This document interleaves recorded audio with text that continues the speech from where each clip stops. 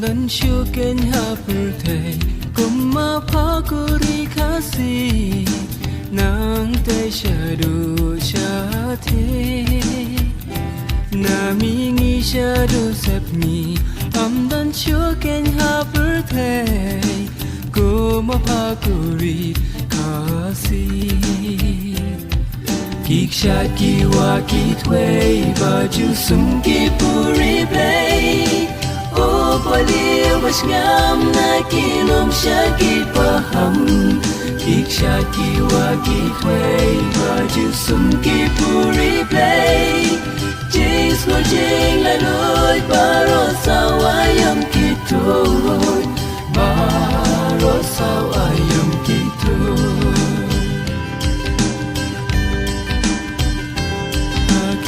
So balai Hakik pesanti will be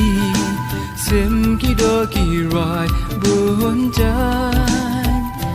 Da sur tiang kirai kemtai Yai beru kilir babam Haperem lusin right lang Kik shat kiwa kitway Baju sum kipuri play O palil mas ngam na kilom syakit paham Kik syat kiwa kitway baju sum kipuri play Jais berjeng laloy baro sawayam kitoy